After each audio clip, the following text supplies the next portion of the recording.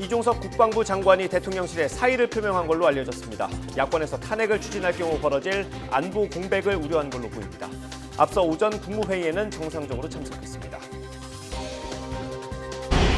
쌍방울 대북 송금 의혹을 받는 더불어민주당 이재명 대표가 추가 조사를 위해 잠시 뒤 검찰에 출석합니다. 6번째 소환인데 단식 13일째인 만큼 건강 상태가 변수가 될 걸로 보입니다. YTN이 출석 장면을 생중계할 예정입니다.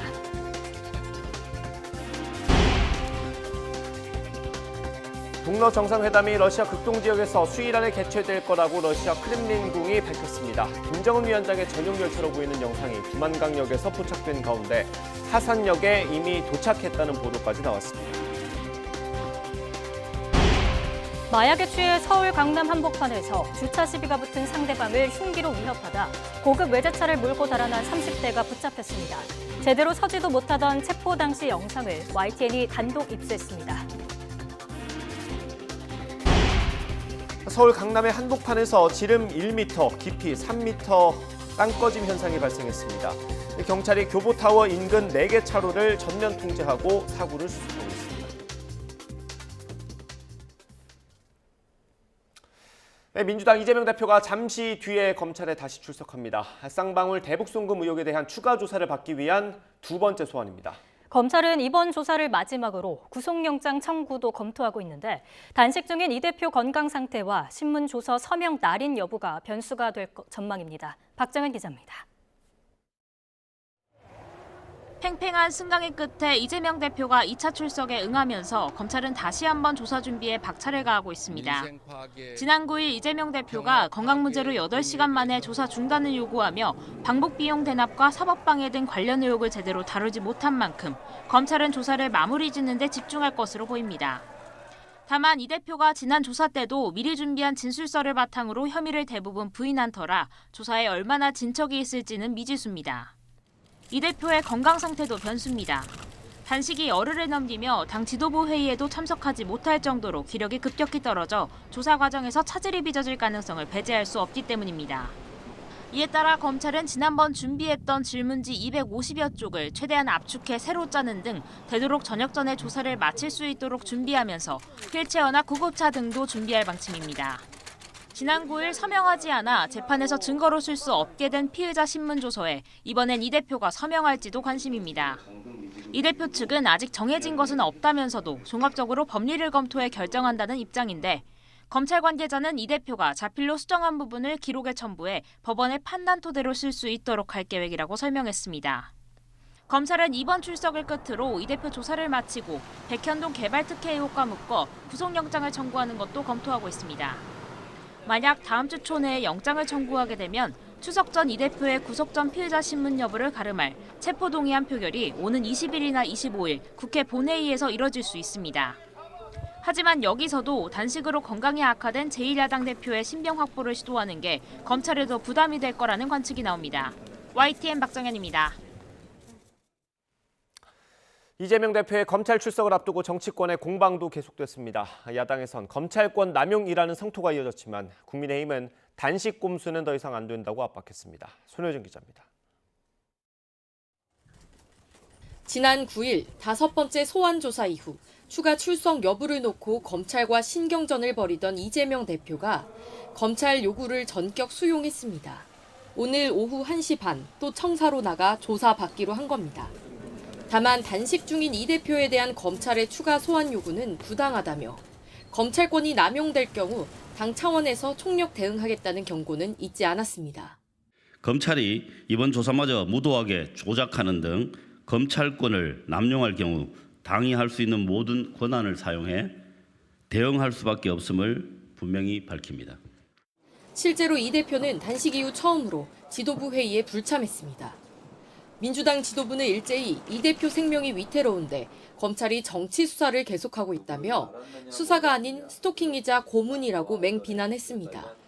민주당 중진 의원 10여 명은 직접 농성 천막을 찾아가 단식을 만류하기도 했습니다. 단기간에 끝날 문제들이 아니기 때문에 단식을 중단하고 건강을 회복하기를. 정권의 관심은 오로지 폭력적인 권력 행사 그 자체에 있는 것 같고 국민의힘은 이재명 대표가 지난 조사 때 진술조서에 서명하지 않은 걸 문제 삼으며 날을 세웠습니다. 검찰 조사에 비협조로 일관하며 수사를 지연시키는 건 구속영장 청구를 미루려는 정치적 꼼수라는 겁니다. 단식으로 유리한 고지를 선점하고 민주투사 코스프레로 자신의 부끄러운 혐의를 포장하며 사법 시스템을 모욕 주는 것이 이재명 대표가 약속한 당당한 태도라면 한마디로 이 대표의 단식은 불체포 특권 포기 선언을 번복하기 위한 명분 쌓기라는 게 여당의 시각입니다. 단식으로 인한 건강 악화를 핑계 삼아 검찰 수사를 끝끝내 회피하는 이 대표의 모습을 보니 여의도 반치광이라는 수식어를 붙여도 손색이 없어 보입니다. 이재명 대표가 6번째 소환 조사에 응하기로 한 건 사법 리스크를 정면 돌파하겠다는 의지의 표현이란 분석도 있습니다. 하지만 검찰 역시 결국 구속영장 카드를 내놓을 거란 전망이 우세해 앞으로 체포한 표결을 둘러싸고 정치권의 파장도 불가피해 보입니다. YTN 손효정입니다. 오늘 아침 회의에서도 여야 지도부는 이재명 대표 소환 조사를 놓고 각을 세웠습니다. 검찰 수사에 협조라는 국민의힘을 향해 민주당은 사법 만행이라고 검찰을 비난했습니다. 관련 발언 들어보겠습니다. 약속대로 불체포 특권 포기하고 검찰 수사에 적극 협조하십시오. 앞에서는 당당한 투사인 척하면서 뒤에서는 생떼를 쓰며 조서에 서명 날인도 거부하며 드러눕는 이재명 대표야말로 국민들 마음속에 탄핵 1순위라는 사실을 명심해 주기 바랍니다. 오늘 단식 13일차를 맞아 몸도 가누기 어려운 상태에서 또다시 추가 소환을 한 것입니다. 그야말로 무도함과 망신주기를 넘어서 잔혹하고 악랄한 윤석열 정치검사의 사법 만행이라고 생각을 합니다. 이종섭 국방부 장관이 대통령실에 사의를 표명한 걸로 알려졌습니다. 군 당국 등에 따르면 이 장관은 최근 정치권에서 탄핵이 거론되는 상황에서 안보 공백 등을 우려해 사의를 표명하는 것을 고민해 온 걸로 파악됐습니다. 앞서 이 장관은 오늘 오전 서울 용산 대통령실에서 열린 국무회의에는 정상 참석했습니다. 앞서 더불어민주당 박광온 원내대표는 아침 회의에서 고 최상병 사건 수사 외압 의혹과 관련한 특검법 발의에 이어 이종섭 국방부 장관 탄핵 추진으로 단호히 대처하겠다고 강조했습니다. 김민석 정책위 의장도 불법 수사 외압을 인정하기는커녕 장관부터 비서관까지 수사 외압 라인을 황급히 교체한다면 이는 의혹을 덮으려는 눈속임이자 도주를 위한 개각이라고 주장했습니다. 국민의힘은 이에 대해 대통령 인사권 제한으로 국정을 흔들고 자신들의 난국을 돌파하겠다는 정략적 계산이라고 비판했습니다. 윤재욱 원내대표는 아침 국회 원내대책회의에서 이상민 행정안전부 장관에 대한 민주당의 탄핵 시도를 거론하며 당시 행정 공백에 대한 사과 없이 이번에는 안보 공백 사태를 초래하려 한다고 꼬집었습니다. 문재인 전 대통령은 고 백선엽 장군이 친일 행위를 한 게 아니라는 취지로 주장하면서 흥남시 농업 개장을 했던 문 전 대통령의 아버지는 친일파가 아니냐고 언급한 박민식 국가보훈부 장관을 경찰에 고소했습니다. 문재인 정부에서 국정기획 상황실장을 지낸 민주당 윤건영 의원은 오늘 입장문을 통해 문 전 대통령 측이 사자 명예훼손 혐의로 박 장관에 대한 고소장을 양산경찰서에 냈다고 밝혔습니다. 윤 의원은 박 장관이 아무 근거 없이 문 전 대통령의 부친이 친일을 했다고 매도했다며 정부와 여당은 전임 대통령의 부친까지 정치적으로 악용하는 행태를 중단해야 한다고 비판했습니다. 국민의힘은 이에 대해 문 전 대통령의 주장이야말로 논리가 맞지 않는다고 비판했습니다. 국회 정무위 여당 간사인 윤한홍 의원은 오늘 원내대책회의에서 문 전 대통령의 자서전 운명에 적힌 내용을 거론하면서 이같이 말했습니다. 윤 의원은 문 전 대통령 부친이 해방 뒤 흥남시청 개장을 역임했다고 책에 나오지만 각종 자료를 검토하면 지난 1940년 공무원 시험에 합격한 걸로 보인다며 해방 전까지 임용이 안 됐다는 얘기는 말이 안 된다고 주장했습니다. 이어 문 전 대통령 부친은 일제강점기 5년 동안 하급 직원이든 개장 이전 직급으로 있었던 게 불보듯 뻔하다며 고소로 진실이 밝혀지길 바란다고 덧붙였습니다. 김정은 북한 국무위원장이 오늘 북한과 러시아 접경 지역에 있는 러시아 하산역에 도착했다고 일본 뉴스 네트워크 JNN이 보도했습니다. 러시아 지역 당국자를 인용한 보도에 따르면 하산역에서는 김 위원장을 환영하는 행사도 열렸습니다. 교도통신도 러시아 당국 소식통을 인용해 김 위원장이 탑승한 열차가 오늘 오전 북한과 접경한 러시아 연해주의 하산역에 도착했다고 전했습니다. 공개된 사진을 보면 최선희 외무상과 리병철 당 중앙군사위원회 부위원장, 박정천 당 궁정지도부장, 오수용 박태성 당 비서 등이 동행한 걸로 보입니다. AP통신은 김정은 위원장의 전용 열차로 추정되는 열차가 어제 러시아 접경 지역에서 이동하는 장면이 포착됐다고 보도했습니다. AP는 이와 함께 어제 중국 지링성 팡촨의 한 전망대에서 찍은 사진을 공개했습니다. 사진에는 초록색 바탕에 노란색 줄이 가로로 그어진 열차가 연기를 내뿜으며 달려가는 장면이 담겼습니다. 촬영 당시 열차 위치는 두만강 부근으로 추정됩니다. 네, 이렇게 김 위원장의 열차가 러시아에 도착했다는 외신 보도가 나온 가운데 러시아는 김정은 북한 국무위원장과 푸틴 러시아 대통령의 1대1 정상회담이 수일 내 극동 지역에서 열릴 예정이라고 밝혔는데요. 러시아는 북한과의 우정을 강조했습니다. 그동안 푸틴 대통령은 김정일 국방위원장 때부터 주요 고비마다 정상회담을 가지며 북한과 우호를 다주었습니다. 보도에 이상순 기자입니다.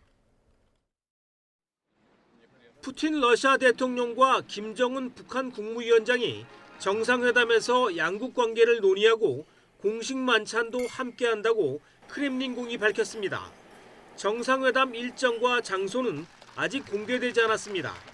전용 열차로 이동 중인 김 위원장은 오늘쯤 블라디보스토크에 도착해 오늘이나 내일 중 푸틴 대통령을 만날 것으로 전망되고 있습니다. 이와 관련해 드미트리 페스코프 크렘린궁 대변인은 북한은 러시아의 이웃이며 계속 우정을 강화할 것이라면서 우호 관계를 강조했습니다.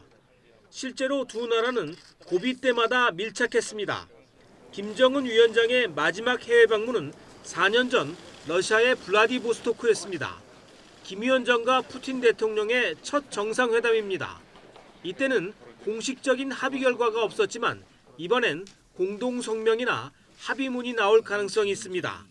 우크라이나와의 전쟁으로 재래식 무기가 부족한 러시아와 핵 잠수함 기술과 식량 등이 절실한 북한이 서로를 필요로 하고 있기 때문입니다.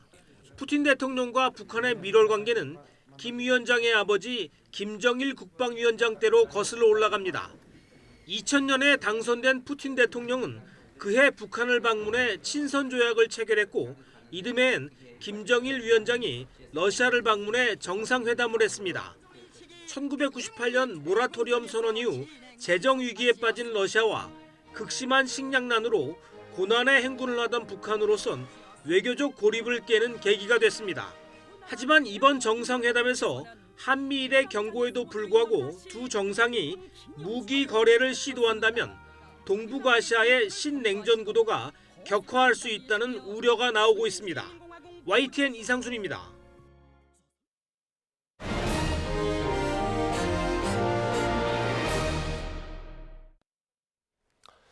윤석열 대통령이 최근 교육 현장에서 비통한 소식이 이어지고 있다며 교육 현장이 빨리 정상화돼야 한다고 말했습니다.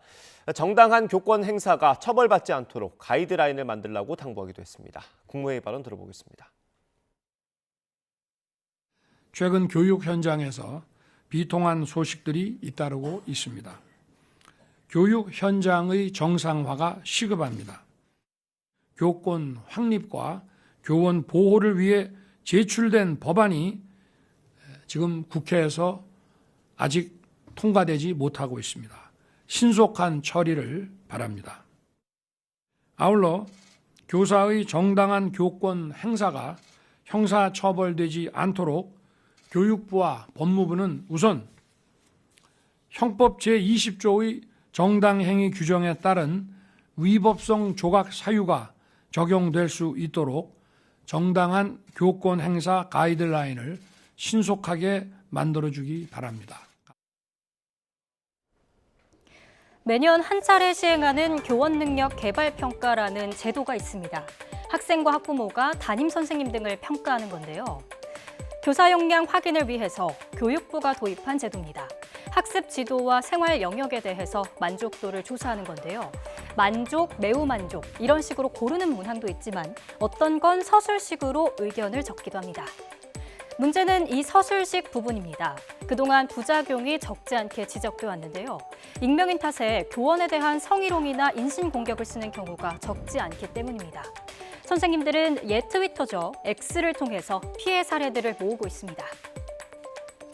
지난해 교원 평가 사례를 저희가 이렇게 그래픽으로 준비해봤습니다. 차마 읽어드릴 수가 없는데요.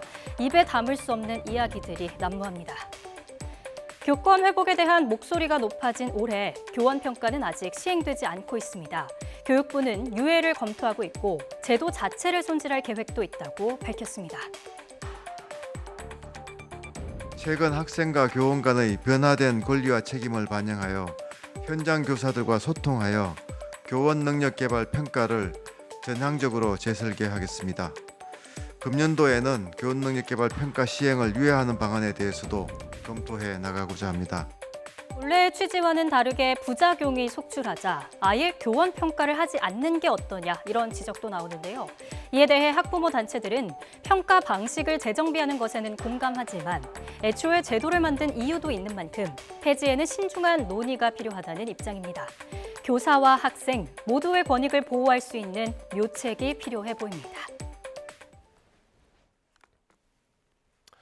KBS 이사회가 오늘 오전 이사회를 열고 김의철 사장에 대한 해임안을 의결했습니다. KBS 이사회는 오늘 오전 9시 임시 이사회를 속개해 비공개로 김 사장의 해임안을 논의하고 표결을 통해 해임안을 가결했다고 밝혔습니다. 표결 직전 김 사장의 해임에 반대하는 야권 이사 5명은 퇴장했고 다수인 여권 이사들이 찬성표를 던져 6대 0으로 해임안이 의결됐습니다. 김 사장의 해임안은 윤석열 대통령의 재가를 거쳐야 확정됩니다. 이런 가운데 오늘 이사회가 열리는 건물 로비에서는 김 사장 퇴진과 경영진 교체를 요구하는 KBS 노동조합의 집회가 열리기도 했습니다. KBS 김의철 사장은 자신의 해임안을 의결한 이사회 결정에 대해 해임에 이를 만큼 큰 잘못을 저질렀다고 생각하지 않는다며 법정 대응을 예고했습니다. 김 사장은 입장문을 통해 지난해 5월 윤석열 정부가 출범한 이후 감사원의 감사, 경찰과 검찰의 수사, 고용노동부, 국세청 등 모든 권력기관의 조사를 받았지만 자신이 책임져야 할 사안은 발견되지 않았다며 이같이 밝혔습니다. 그러면서 수십 쪽에 이르는 소명서를 제출한 지 24시간이 지나지 않아 해임안이 의결됐다며 쫓기듯 시간을 정해놓고 형식적 요식 행위를 거치고 있다는 느낌을 지울 수 없다고 말했습니다.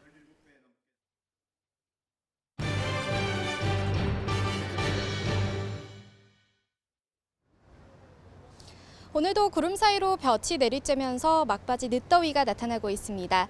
현재 28.1도를 보이고 있는 서울 기온, 앞으로 30도까지 조금 더 오를 것으로 보이는데요. 다만 해가 지면 기온은 금세 내림세를 보이겠고요. 내일부터는 예년 이맘때 기온을 회복하며 때늦은 더위도 누그러지겠습니다. 심한 기온 변화에 건강 잃지 않도록 각별히 유의하시기 바랍니다. 현재 전국적으로 맑은 하늘이 함께하고 있습니다. 하지만 하늘빛이 점차 흐려지겠고요. 경기 북부와 영서 북부, 충남 북부에는 빗방울이 떨어지는 곳이 있겠습니다. 또 충북 남부와 일부 남부 내륙, 제주 산간에는 5에서 20mm의 소나기가 지나겠습니다. 오늘도 선선했던 아침을 뒤로하고 낮 기온이 빠르게 오르고 있습니다. 한낮에 서울과 대전, 광주와 대구 30도까지 올라 어제와 비슷하거나 조금 낮겠습니다. 내일도 내륙 곳곳에 소나기가 예상되고요. 모레는 영동과 남부지방에, 금요일에는 전국에 비가 내릴 전망입니다. 하늘은 쾌청하지만 가을볕이 따갑게 내리쬐는 요즘입니다. 오늘도 전국적으로 자외선이 무척 강하니까요. 한낮 야외 활동하신다면 모자나 선글라스 등으로 햇볕 차단에도 신경 써주시기 바랍니다. 지금까지 YTN 원희다입니다.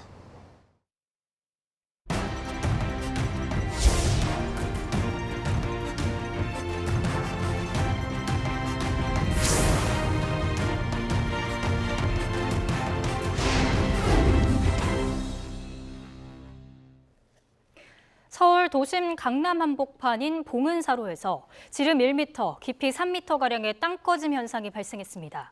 현재 교보타워 사거리부터 차병원 사거리 방향으로 4개 차로가 전면 통제됐습니다. 복구 작업이 진행되고 있는데요. 인명피해는 발생하지 않았습니다. 복구까지는 상당한 시간이 걸릴 걸로 보입니다. 자세한 소식 취재기자 연결해 알아봅니다. 윤웅성 기자. 예, 사회부입니다. 네, 땅 꺼짐 오늘 오전 서울 강남에서 발생했다고요? 네, 그렇습니다. 오늘 오전 10시 40분쯤 서울 강남구 언주역 8번 출구 앞 도로에서 땅 꺼짐 현상이 발생했습니다. 크기는 지름 1m 이내, 깊이 3m가량인 것으로 전해졌습니다. 경찰과 강남구청 등은 교보타워 사거리부터 차병원 사거리 방향 4개 차로를 전면 통제하고 복구 작업을 벌이고 있습니다. 땅꺼짐은 인근 상수도관 파손으로 집안이 약해진 가운데 사다리차가 지나가다가 발생한 것으로 확인됐는데 다행히 다친 사람은 없었습니다. 경찰과 강남구청은 인근에 대형 병원이 있어 상수도관 사용을 중단할 수 없는 상황으로 알려졌습니다. 이에 따라 해당 구간 땅꺼짐 복구까지는 꽤 긴 시간이 걸릴 것으로 보고 있습니다. 다시 한번 전해드리겠습니다. 오늘 오전 10시 40분쯤 서울 강남구 언주역 8번 출구 앞 도로에서 땅꺼짐 현상이 발생했습니다. 크기는 지름 1m 이내, 깊이 3m가량인 것으로 전해졌습니다. 경찰과 강남구청 등은 교보타워 사거리부터 차병원 사거리 방향 4개 차로를 전면 통제하고 복구 작업을 벌이고 있습니다. 땅꺼짐은 인근 상수도관 파손으로 집안이 약해진 가운데 사다리차가 지나가다가 발생한 것으로 확인됐는데 다행히 다친 사람은 없었습니다. 인근에 대형 병원이 있어 상수도관 사용을 중단할 수 없는 상황으로 알려졌습니다. 이에 따라 해당 구간 땅꺼짐 복구까지는 꽤 긴 시간이 걸릴 것으로 보고 있습니다. 지금까지 사회부에서 전해드렸습니다. 서울 강남에서 주차 문제로 시비가 붙자 가게 직원을 흉기로 위협한 뒤 람보르기니 승용차를 타고 달아난 남성의 체포 당시 영상을 YTN이 입수했습니다. 영상을 보면 30대 남성 A씨는 비틀비틀 걷다가 엎드린 채로 기어다니더니 이후 경찰이 출동해 수갑을 채워 체포한 뒤에도 한동안 일어서지 못합니다. A씨는 어제 오후 4시 반쯤 서울 논현동 도로에서 주차 문제로 시비가 붙은 가게 직원을 흉기로 위협하고 달아났다가 3시간 만에 서울 신사동에서 긴급 체포됐습니다. A씨는 마약 간이 시약 검사 결과 필로폰 등 3종류에서 양성 반응이 나온 걸로 확인됐는데요. 온라인에서는 A씨가 앞서 롤스로이스를 타고 행인을 지어 구속 기소된 20대 신모 씨와 친구 관계라는 커뮤니티 글도 도는 가운데 경찰은 A씨의 범행 경위와 마약 투약 전력 등을 자세히 확인하고 있습니다. 네, 상습적으로 마약을 투약한 혐의를 받는 배우 유아인 씨가 처음으로 검찰에 출석했습니다. 서울중앙지방검찰청은 오늘 오전 유 씨를 마약류 관리법 위반 혐의로 비공개로 불러 조사하고 있습니다. 유 씨는 대마와 프로포폴, 코카인과 케타민 등 최소 7종류 마약을 상습적으로 투약한 혐의를 받습니다. 환자와 부적절한 관계를 맺고 마약류 관련 수사까지 받는 정신과 의사가 공공의료원에 채용돼 논란이 되고 있습니다. 면허 취소나 정지 등 의료인 행정처분이 사실상 법원 판결 확정 이후 내려지다 보니 벌어진 일인데요. 의료인 관리에 허점이 있는 게 아니냐 이런 지적이 나옵니다. 송세혁 기자입니다. 종합병원 정신건강의학과 의사였던 유부남 A씨. 자신의 환자였던 유부녀 B씨와 최근 5년간 불륜 관계를 맺었습니다. 대한의사협회 윤리 지침에는 진료 중인 환자와 애정 관계를 금지하고 있고 특히 정신과에서는 더욱 금기시됩니다. 정신과는 굉장히 은밀한 얘기를 하거든요. 환자의 그런 약점들을 잘 알고 있기 때문에 공격을 하거나 이용을 할 수가 있습니다. 그래서 성범 이런 거는 일단 무조건 안 되는 걸로. 게다가 A씨는 의료법과 마약류 관리에 관한 법률을 위반한 혐의로 검찰 수사까지 받고 있습니다. A씨는 병원을 찾지 않은 가족 등 명의로 60여 차례에 걸쳐 처방전을 발급하고 마약류를 업무의 목적으로 불법 취급한 혐의를 받는 것으로 알려졌습니다. 문제가 불거지자 A씨는 지난해 다른 지역 공공의료원으로 자리를 옮겨 버젓이 진료하고 있습니다. 의료원은 채용 당시 이런 사실을 몰랐다고 밝혔습니다. 만약에 그만두라고 해도 딴 데 가서 또 취업을 하지 그냥 있지는 않을 건데 취업을 못하게 막을 만한 법적인 근거는 없다는 거죠. 관련 법령이 없는 것은 아닙니다. 의료법은 의료인의 품위를 심하게 손상한 행위를 한 때 1년 범위에서 면허 자격 정지 등을 할 수 있습니다. 하지만 보건당국은 번복 가능성 등을 이유로 법원 판결 확정 이후에야 면허 취소나 정지 등 행정처분을 하는 게 현실입니다. 최종심에 무죄가 나오거나 경우가 있으면 그 했던 처분 자체가 무력화되는 경우가 생겨서 YTN은 A씨의 해명을 듣기 위해 전화와 문자 등으로 연락을 시도했지만 응하지 않았습니다. 지난해 의료인 마약류 사범은 165명, 마약류 범죄 등 심각한 일탈 행위를 저지른 의료인에 대한 제재를 강화해야 한다는 목소리가 커지고 있습니다. YTN 송세혁입니다.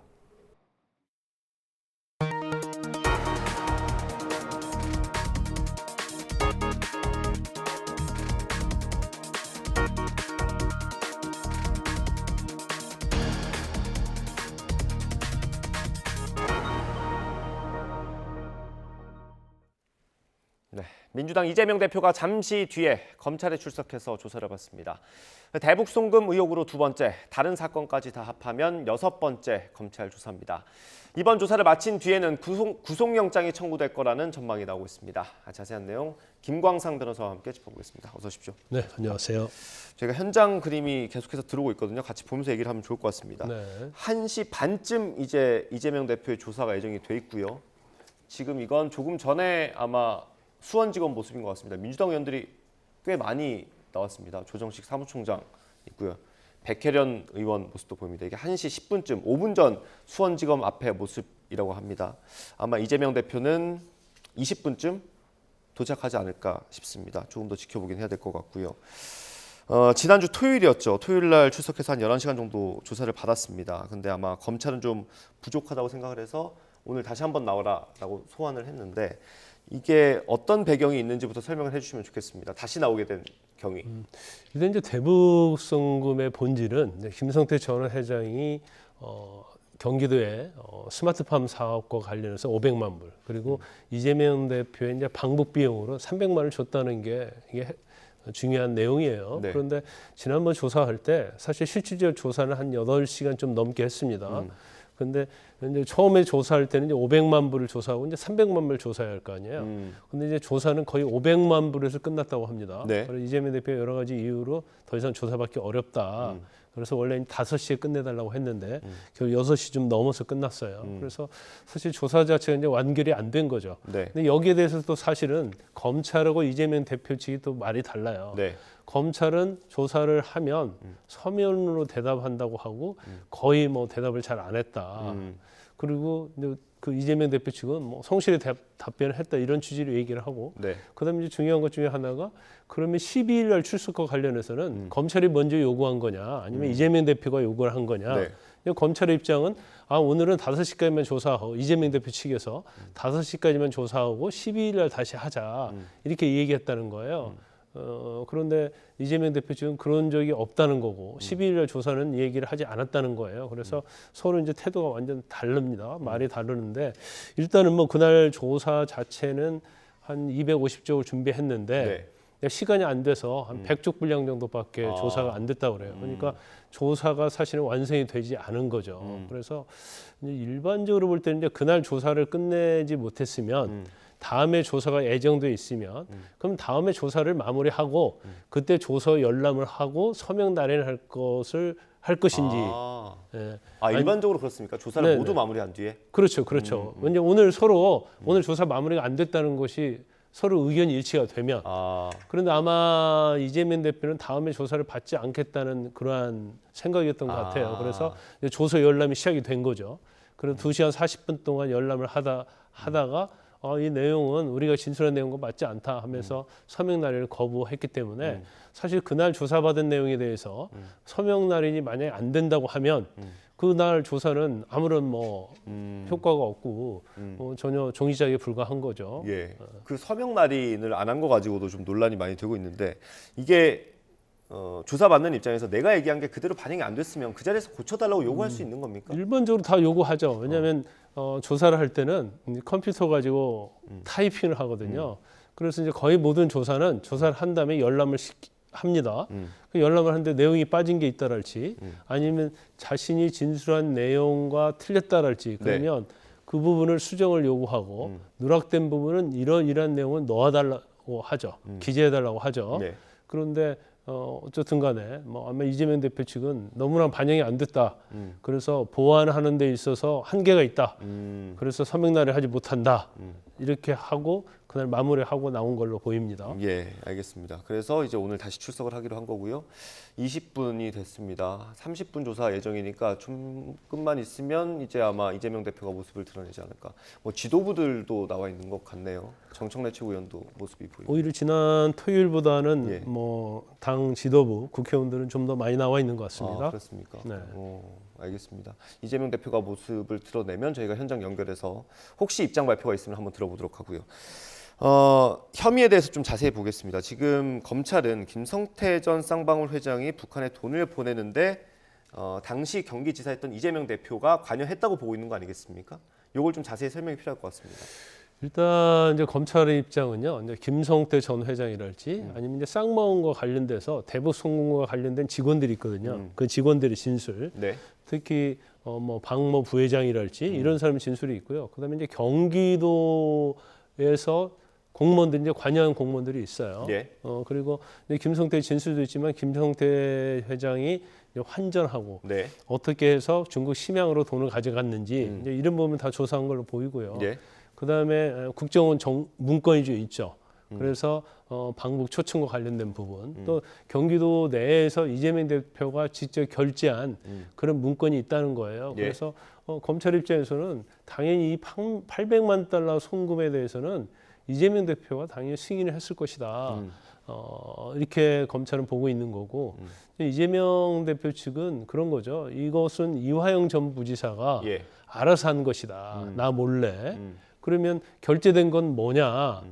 이재명 대표 명으로 그것은 전자결제하고 클릭만 한번 했을 뿐이다. 그런 내용의 언론 보도가 오늘 나왔던 것 같습니다. 이제 이런 취지로 주장을 하고 있는 걸로 보이고 이재명 대표 측의 또 주장 중에는 500만 달러 관련해서는 네. 이것은 쌍방울이 자기들의 대북 사업을 위해서 진행을 한 것이다. 500만 달러는 스마트팜 비용이라고 검찰은 보고 있는 거죠. 그렇죠. 그렇죠. 그래서 500만 달러를 줬다고 한다면 경기도에서 그다음에 예산을 편성할 이유가 없다는 거예요. 근데 500만 달러를 준 2019년도 이후에도 매년 네. 뭐 2년에 걸쳐서 2억 원 정도의 예산을 편성을 했다. 그러면 그것은 김성태가 준 거하고 우리하고 이제 별개다 이런 취지로 보이고요. 네. 그다음에 이제 300만 달러와 관련해서도 이제 본인은 전혀 이제 알지 못한다는 거죠. 예. 그리고 뭐 검찰에서는 증거는 하나도 없고 단지 이제 진술만 있다. 그래서 검찰을 믿을 수 없다. 그런 주장이 이재명 대표 측의 주장입니다. 예. 이게 뭐 수사 방법일 수도 있고 이게 혐의가 입증이 되는지 안 되는지 그 부분이 좀 중점이 될 것 같은데, 예, 조금 전에 이재명 대표가 현장에 도착했다는 소식이 현장 기자로부터 들어왔습니다. 지지자들도 좀 많이 모여 있다고 하네요. 예, 지금 화면으로 보이시는 저 승합차에 아마 이재명 대표가 타고 있는 것 같습니다. 여기를 지나서 아마 검찰청사 앞에까지 와서 이재명 대표가 내릴 걸로 보입니다. 아마 단식을 한 오늘로 13일째 아니겠습니까? 그래서 네. 오래 걸어가기는 어려울 것 같고 아마 저 차에서 내리면 네, 현장 화면 한번 보겠습니다. 이재명 대표가 며칠 전에는 뭐 최고위 회의도 취소할 정도로 건강이 많이 악화됐다라는 소식이 있었는데 일단 차에서 내렸고요. 당 인사들과 인사하는 모습 지금 화면으로 전해드리고 있습니다. 이재명 대표가 대북 송금 의혹에 관련한 혐의로 수원지검에 2번째로 출석을 했습니다. 지난번에 출석했던 것까지 다 합하면 모두 6번째 검찰 출석입니다. 지금 현장에 나온 당 의원들과 일일이 악수를 하고 얘기를 나누고 있습니다. 네, 23분쯤 도착을 했네요. 30분쯤 조사가 시작한다고 했고요. 아마 입장 발표가 있을 수도 있고 없을 수도 있을 것 같은데 지난번 토요일에 검찰청사에 들어갈 때는 간단히 본인이 입장을 발표했던 적이 있습니다. 네, 이게 현장 오디오는 안 들어오는 거죠, PD님? 예, 지지자들 목소리라도 들을 수 있으면 좋을 것 같은데. 네, 지금 뭐 확성기 소리로는 뭐 지지자 혹은 뭐 비판하는 사람일 수도 있고요. 예, 확성기 소리가 많이 들리고요. 이재명 대표가 지금 변호인과 함께 걸어서 청사 안으로 들어가고 있는 모습입니다. 네, 대북 송금 관련해서는 지금 사흘 만에 다시 조사를 받으러 출석합니다. 13일째인데 검찰 조사에 임하는 심경이 어떠십니까? 이화영 부지사에게 당시에 대북 송금 관련 이야기 들은 적 없으십니까?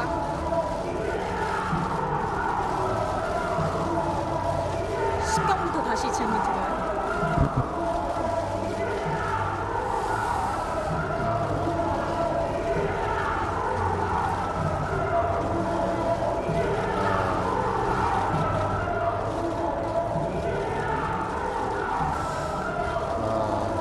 두 번째 검찰 출석인데 오늘은 대북 송금에 제가 관련이 있다는 증거를 제시하는지 한번 보겠습니다. 2년 동안 변호사비 대납, 스마트팜 대납, 방북비 대납, 그렇게 주제를 바꿔가면서 일개 검찰청 규모의 인력을 검사 수십 명, 수사관 수백 명을 동원해서 수백 번 압수수색하고 수백 명을 조사했지만 증거라고는 단 한 개도 찾지 못했습니다. 그 이유는 사실이 아니기 때문입니다. 그리고 제가 검사에게도 질문했지만 북한에 방문해서 사진 한 장 찍어보겠다고 생면부지 얼굴도 모르는 이 조폭 불법 사채업자 출신의 부패 기업가한테 100억이나 되는 거금을 북한에 대신 내주라고 하는 그런 중대 범죄를 저지를 만큼 제가 어리석지 않습니다. 저를 아무리 불러서 범죄자인 것처럼 만들어 보려고 해도 없는 사실이 만들어질 수는 없습니다. 국민이 그리고 역사가 판단하고 심판할 것입니다. 국민이 권력을 맡긴 이유는 더 나은 국민들의 삶을 도모하고 더 나은 나라를 만들라는 것이지 내가 국가다라는 생각으로 권력을 사유화해서 정적 제거나 폭력적 지배를 하기 위한 수단이 결코 아닙니다. 우리 국민들께서 겪고 계시는 이 어려운 민생과 경제를 챙기고 아시아의 발판으로 변해가는 이 한반도의 평화 위기를 방치하지 말고 국민의 생명과 안전을 지키는데 조금 더 주력해 줄 것을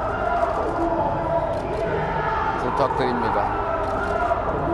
정권은 짧고 국민과 역사는 영원한 것입니다. 질문도 받아주시죠. 대북 송금 관련 공문에 도지사가 직접 결재했다고 하는데 사실 맞을까요? 전혀 사실이 아닙니다.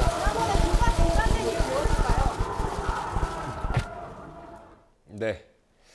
이재명 대표가 조금 전에 수원지검에 도착해서 지금 청사 안으로 들어갔습니다. 본인의 입장을 발표를 했는데 일단 몇 가지 눈에 띄는 걸 설명을 드리면 두 번째 검찰 출석인데 오늘은 증거를 제시하는지 한번 보겠다.